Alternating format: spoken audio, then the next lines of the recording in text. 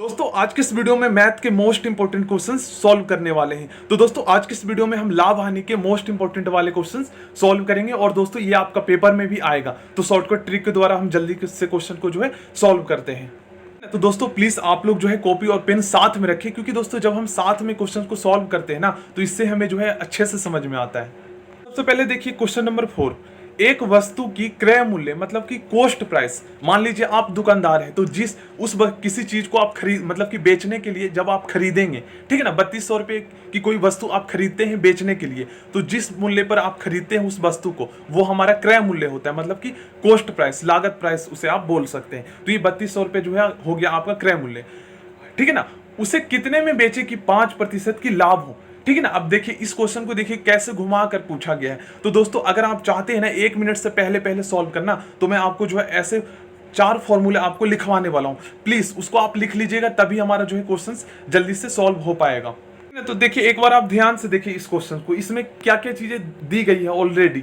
एक वस्तु की क्रय मूल्य मतलब यहाँ पे बता दिया गया 3200 रुपए, ठीक है ना। कॉस्ट प्राइस पता है हमें, और यहाँ पे जो है कितने में बेचा जाए हमें विक्रय मूल्य पता करना है। अगर 5% की लाभ हो तो लाभ भी प्रतिशत यहाँ पे बता दिया गया, 2 चीजें। तो चलिए अब हम फॉर्मूला देखते हैं। तो दोस्तों प्लीज दोस्तों ये जो 4 फॉर्मूला जो है ना, प्लीज इसको आप लोग लिख लीजिएगा, क्योंकि इसी से रिलेटेड जो है हमारे क्वेश्चन आएंगे पेपर में। पहला तो यहाँ पे है कि क्रय मूल्य मतलब सीपी निकालने का सूत्र, ठीक है ना। अगर लाभ प्रतिशत की स्थिति में, ठीक है ना, जब हमारा जो है विक्रय मूल्य दिया हो, ठीक है ना। और उस क्वेश्चन जो हमने क्वेश्चन नंबर 4 पढ़ा था उसमें क्या था, हमें विक्रय मूल्य फाइंड करना है, क्रय मूल्य दिया था। ये फॉर्मूला नंबर 2 है हमारा ये। अब देखिए ये सारे आप लोग को लिखना है, ठीक है ना। अब देखिए इसमें देखिए शायद इसी से रिलेटेड हमारा क्वेश्चन नंबर 4 था, विक्रय मूल्य निकालने का सूत्र जब लाभ प्रतिशत की स्थिति मतलब कि क्रय मूल्य जब दिया गया हो, ठीक है ना, और लाभ प्रतिशत भी हमारा दिया हुआ होता है। तो देखिए यही वाला फॉर्मूला जो है हमारा क्वेश्चन नंबर 4 में लगेगा। जल्दी से आप लोग जो है इसे समझिए। चलिए तो अब हम करते हैं दोस्तों। तो यहां पर जो है ना हमारा कौन सा फॉर्मूला लगेगा, अभी मैंने आपको बताया था थर्ड जो हमारा फॉर्मूला था वो क्या था। देखिए यहाँ पे सबसे पहले तो आप लोग एक चीज देखिए, यहाँ पे जो है क्रय मूल्य कॉस्ट प्राइस दिया गया है और 5% की लाभ हो, कितना में आखिर बेचा जाए। तो सबसे पहले आप लोग लिखिए फॉर्मूला को, ठीक है ना, क्योंकि हमें क्या पता करना है, हमें पता करना है यहाँ पे विक्रय मूल्य, ठीक है ना। और विक्रय मूल्य फाइंड करने का जो हमारा फॉर्मूला है वो है, विक्रय मूल्य को हम शॉर्ट फॉर्म में जो है ना सेलिंग प्राइस लिख सकते हैं, ठीक है ना। और बराबर में यहाँ पर आप मान लीजिए ये हमारा बराबर का साइन है, यहाँ पर आप देखेंगे तो सबसे पहले आप लोग 100 लिखिए, ठीक है ना। उसके बाद आप प्लस में लाभ प्रतिशत लिखिए, लाभ प्रतिशत यहाँ पे हमारा 5% दिया गया है। उसके बाद आप बटे में जो है ना 100 लिख दीजिए, और यहाँ पे आप जो है ना मल्टीप्लाई में सीपी लिख दीजिए, कॉस्ट प्राइस, मतलब कि यहाँ पर हमारा 3200 आ जाएगा, ठीक है ना। स्पेस नहीं है, एक बार सही से लिख देता हूं मैं। देखिए ध्यान दीजिएगा, सेलिंग प्राइस हमें पता करना है, ठीक है ना। तो यहाँ पे हमें लिखिए 100 प्लस में लाभ प्रतिशत कितने हैं 5%, 5 यहाँ पे आप लिख दीजिए, बटे में यहाँ पे हमें 100 करना है, और यहाँ पे हमें मल्टीप्लाई में न्यूमरेटर में मल्टीप्लाई करना है, इसमें नीचे नहीं करना है, ठीक है ना। इसमें बहुत सारे स्टूडेंट कंफ्यूज रहते हैं। और यहाँ पे सीपी करना है, तो कॉस्ट प्राइस हमारा कितना है 3200 रुपये, ठीक है ना। अब सबसे पहले आप इसको जोड़ दीजिए, 105 आ गया हमारा, 105 बटे में 100, ठीक है ना, 105 बटे में 100, और यहाँ पे मल्टीप्लाई 3200। अब इसको जल्दी से सॉल्व कीजिए आप, ठीक है। तो यहाँ पर हमारा 2 जीरो से ये 2 जीरो कट गया, 105 मल्टीप्लाई में यहाँ पे हमें 32 कर देना है, ठीक है ना।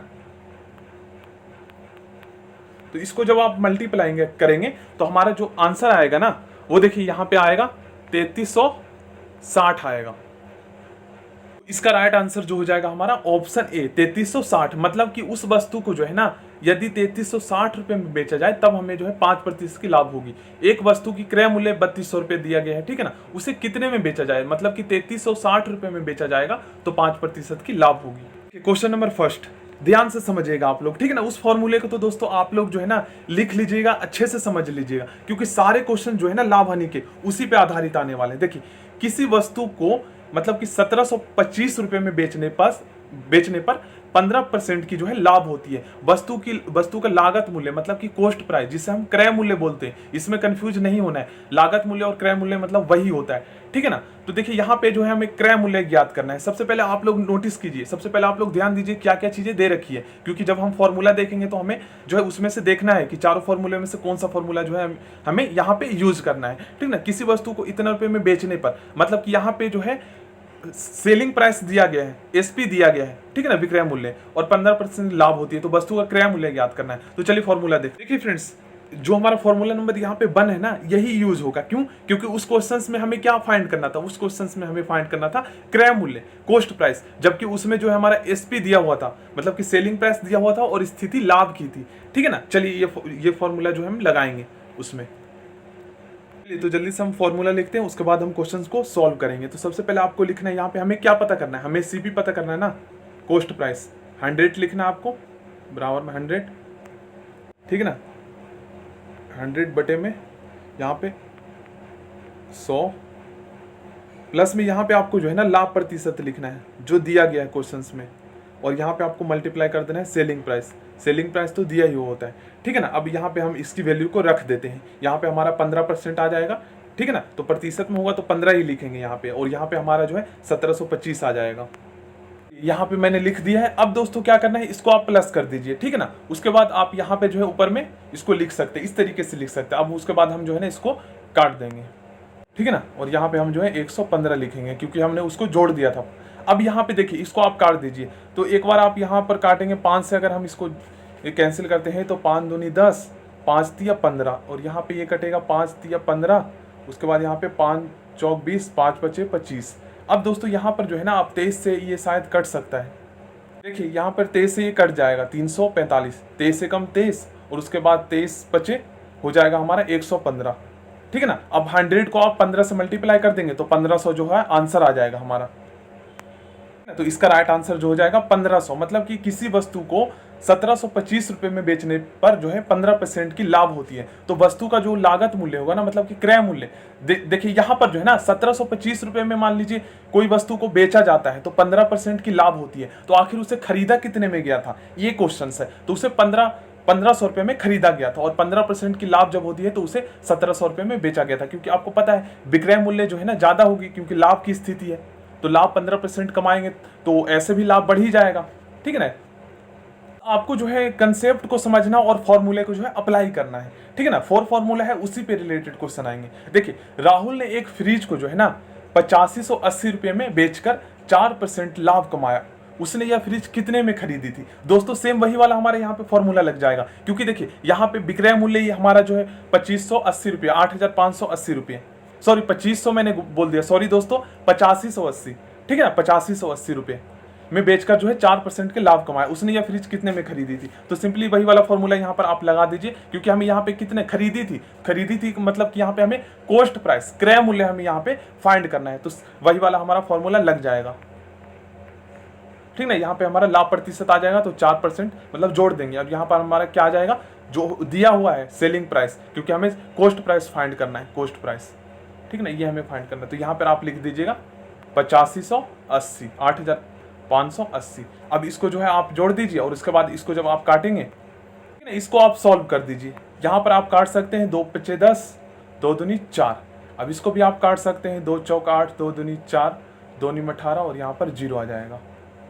सॉरी यहाँ पे 0 आएगा क्योंकि 2 चौक 8, और यहाँ पर हमारा आ गया 5, 2 दूनी 4, और 1 हासिल 18 हो गया, 2 नीम 18 और 0 का 0। ठीक है ना। यहाँ पे अब इसको आप इससे 2 से काट दीजिए। तो देखिए काटने के बाद हमारा जो आंसर आएगा ना, वो आंसर आएगा हमारा यहाँ पर 8250 आएगा। ठीक है ना, 8250। आप लोग दोस्तों एक बार चेक करके आप लोग बता सकते हैं। तो इसका राइट आंसर जो हो जाएगा ऑप्शन ए, मतलब कि राहुल ने एक फ्रिज को जो है ना 8580 रुपये में जो है बेचा, और उसमें उसे क्या हुआ 4% की मतलब कि लाभ हुई। ठीक है ना। तो उसने आखिर कितने में खरीदा था? तो वो 8000 जो है ना 8250 रुपये में खरीदा था, और इसमें 4% की लाभ हुई। तो लाभ जब होता है तो आपको पता है बढ़ जाता है उसकी मूल्य, तो उसका मूल्य बढ़ गया यहाँ पर। ठीक है ना। तो ये विक्रय मूल्य है, आपको पता है जब बेचेंगे तो लाभ होगा, तो लाभ की स्थिति में विक्रय मूल्य ज्यादा होंगे ना क्रय मूल्य से। अगर हानि होती तो क्रय मूल्य से जो है ना, क्रय मूल्य से जो विक्रय मूल्य वो कम होती हानि की स्थिति में। क्वेश्चन नंबर 3 करते हैं, बहुत ही ज्यादा इंपॉर्टेंट है, क्वेश्चन को आपको समझना है। ठीक है ना। देखिए एक कुर्सी को जो है ना यहाँ पर देखिए 873 रुपए में बेचने पर जो है ना विक्रेता दुकानदार को जो है 10% की हानि होती है। यहाँ पर परसेंट लिख लीजिएगा दोस्तों। ठीक है ना। यहाँ पे प्रतिशत लिख लीजिएगा, 10% की हानि होती है। तो कुर्सी जो है ना, कुर्सी का कितने में खरीदा था, मतलब कुर्सी को कितने में खरीदा था। ठीक है ना। तो दोस्तों यहाँ पर एक चीज, 2 चीजें आप देखिए, यहाँ पे कौन सा फॉर्मूला लगेगा। सबसे पहले आप देखिए कि यहाँ पर जो है एक कुर्सी को जो है 873 रुपये में बेचने पर मतलब कि यहाँ पे विक्रय मूल्य दिया गया है और यहाँ पर स्थिति जो है ना वो हानि की है, ठीक है ना। तो हमें क्या फाइंड करना है, हमें फाइंड करना है क्रय मूल्य। तो क्रय मूल्य जो है कम होगी क्योंकि यहाँ पर हानि हो रहा है, हानि हो रहा है तो मतलब कि जितने में खरीदा था उससे कम में बेचा गया, ठीक है ना, हानि की स्थिति में। तो हमें क्रय मूल्य फाइंड करना है और यहाँ पे विक्रय मूल्य दिया हुआ है और हानि की स्थिति है। जल्दी से फॉर्मूला देख लेते हैं। देखिए फ्रेंड्स, यहाँ पर जो है ना हम इस फॉर्मूले का यूज करेंगे। देखिए जो सेकंड नंबर पे है, क्योंकि देखिए उस क्वेश्चन में क्या था, स्थिति हानि की थी, विक्रय मूल्य दिया गया था और क्रय मूल्य हमें फाइंड करना है, ठीक है ना। तो ये फॉर्मूला हम यूज करेंगे, ये हमारा फॉर्मूला है। तो यहाँ पे इसकी वैल्यू जो है हम रख लेते हैं जल्दी से, ठीक ना। सीपी हमें जो है कॉस्ट प्राइस फाइंड करना है। तो यहाँ पर हमारा 100 आएगा और बटे में यहाँ पे 100 आएगा और यहाँ पर जो है ना हमें माइनस में जो है हानि प्रतिशत करना है, 10% है, ठीक है ना। यहाँ पे आप लोग लिख लीजिएगा। तो 10 यहाँ पे हम माइनस कर देंगे, मल्टीप्लाई में हमारा यहाँ पर सेलिंग प्राइस आएगा जो दिया हुआ होता है 873 रुपये।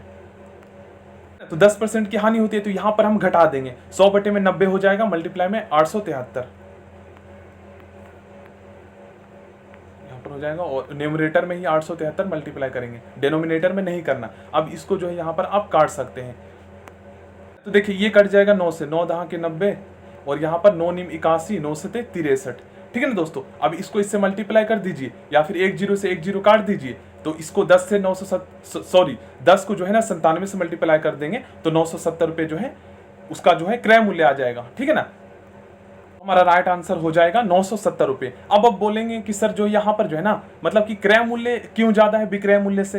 तो दोस्तों विक्रय मूल्य से क्रय मूल्य जो है ना मतलब कि जितने में बेचा जाता है उससे कम में, जितने में मतलब कि खरीदा गया ना, यहाँ पे क्रय मूल्य ज्यादा क्यों है, क्योंकि दोस्तों विक्रय मूल्य जो है ना, विक्रय मूल्य की स्थिति में यहाँ पर हानि हो रहा है, मतलब कि उस वस्तु को बेचा जाता है हानि की स्थिति में, नुकसान उठाना पड़ रहा है दुकानदार को, ठीक है ना। तो क्रय मूल्य ज्यादा होता है यहाँ पर क्योंकि हानि हो रही है, ठीक है ना। चलिए अब नेक्स्ट क्वेश्चन करते हैं। दोस्तों क्वेश्चन नंबर ये जो 5 है ना बहुत ही ज्यादा इजी है दोस्तों, आप लोग जो है ना ध्यान से समझिए। और ये जो क्वेश्चन है ना, ये क्वेश्चन जो मैंने आपको फॉर्मूला लिखा है उसी से होगा। और देखिए दोस्तों इस क्वेश्चन को जो है ना कैसे घुमा फिरा कर दिया गया। देखिए एक व्यक्ति के वेतन में 10% की वृद्धि होती है, यदि उसका नया वेतन मतलब कि 10% की वृद्धि होने पर ना उसका जो नया वेतन जो है वो 1 लाख यहाँ पर 54,000 रुपये हो जाता है। तो उसका जो है मूल वेतन मतलब कि उसका जो है ना पहले मतलब कि 10% की जब वृद्धि नहीं हुई थी तो उससे पहले वाली जो वेतन है ना वो हमें बताना है। तो दोस्तों इसका मतलब ये है, देखिए इसको आप मान सकते हैं सेलिंग प्राइस विक्रय मूल्य और इसको आप मान सकते हैं क्रय मूल्य, ठीक है ना। जब वृद्धि देखिए और विक्रय मूल्य आपको पता है और 10% को आप मान सकते हैं लाभ, मतलब कि एक समझने का मैं आपको तरीका बता रहा हूं। अब देखिए इसमें कौन सा हमारा फॉर्मूला लगेगा। चलिए देखिए यहां पर मतलब कि इसको आप अगर ये माने ना कॉस्ट प्राइस और इसको सेलिंग प्राइस माने तो आपको पता है जब लाभ बढ़ता है तो हमारा जो है विक्रय मूल्य बढ़ जाता है, क्रय मूल्य से ज्यादा पर ही तो होगा ना हमारा विक्रय मूल्य, क्योंकि जब हम 10% के लाभ कमाएंगे तो यहाँ पर विक्रय मूल्य इतना है तो क्रय मूल्य जो होगा हमारा कम होगा, तो मूल वेतन जो है ना कम होगा। फॉर्मूला देख लीजिए दोस्तों, जो अभी क्वेश्चन नंबर 5 मैंने आपको दिखाया है ये वाला फॉर्मूला लगेगा। अब आप सोचेंगे सर ये वाला फॉर्मूला कैसे लगेगा। तो दोस्तों देखिए मूल वेतन हमें फाइंड करना है, उसको आप क्रय मूल्य मान लीजिए, ठीक है ना। और 10% मतलब कि लाभ होती है, लाभ मतलब कि वृद्धि होती है तो 10% मान लीजिए यहाँ पे। और हमें क्या करना है, हमें सेलिंग प्राइस मतलब कि हमें जो है ना जो बढ़ा है मतलब कि 10% की वृद्धि होने पे जो उसका नया वेतन जो हुआ है ना 1,54,000 रुपये वो मान सकते हैं। तो यहाँ पे हम वो रख देंगे और लाभ प्रतिशत 10% रख देंगे और हमें सीपी मतलब कि मूल वेतन जो है वो हमें फाइंड करना है। तो सीपी की जगह पे हम मूल वेतन लिख देंगे और इस फॉर्मूले का यूज कर लेंगे। देखिए बस जरूरत है ना तो हमें थोड़ा सा दिमाग लगाने की, ठीक है ना। अब देखिए मूल वेतन यहाँ पे मतलब कि हम सीपी मानते हैं तो सीपी की जगह पे हम मूल वेतन मान लिए हैं, ठीक है ना। अब यहाँ पे हमारा लाभ प्रतिशत आ जाएगा मतलब कि वृद्धि 10% आ जाएगा। और यहाँ पे हमारा जहाँ पर हम सेलिंग प्राइस लिखते थे, ठीक है ना, यहाँ पर हम क्या लिखेंगे जो हमारा बढ़ा है मतलब कि यहाँ पर जो मूल वेतन से जो बढ़ गया है मतलब कि नया वेतन जो 10% वृद्धि होने पर, तो 1 लाख यहाँ पर हम जो है 54,000 लिख देंगे, ठीक है ना। अब इसको जो है आप सॉल्व कर लीजिए, हमारा आंसर आ जाएगा। देखिए 1 0 से 1 0 हमारा कट गया। अब यहाँ इसको काट दीजिए, 11 कम 11, 11 चौक 44, उसके बाद हमारे यहाँ पे 0 आ जाएगा, ठीक है ना। यहाँ पे 1 0 और आएगा। अब देखिए यहाँ पर जो है ना 1400 रुपीज़ को जो है आप 100 से मल्टीप्लाई कर दीजिए, हमारा आंसर आ जाएगा 1,40,000, ठीक है ना। इकाई दहाई सैकड़ा हजार 10,000 लाख, राइट आंसर हमारा ए हो जाएगा, ऑप्शन ए। दोस्तों क्वेश्चन नंबर 6 जो है ना इसका आंसर आप लोगों को बताना है कमेंट बॉक्स में, ये आपके लिए है, ठीक है ना। तो बाकी के क्वेश्चंस फ्रेंड्स नेक्स्ट वीडियो में करेंगे। चैनल को सब्सक्राइब करके बेल आइकन को जरूर आप लोग प्रेस कर लीजिएगा ऐसे इंपॉर्टेंट वीडियो के लिए, और इसका आंसर प्लीज सभी स्टूडेंट करें, ठीक है ना। और अगर आप गलत करते हैं आंसर इसका तो मैं सही भी करूंगा और बताऊंगा। So thank you friends, next video में मिलते हैं।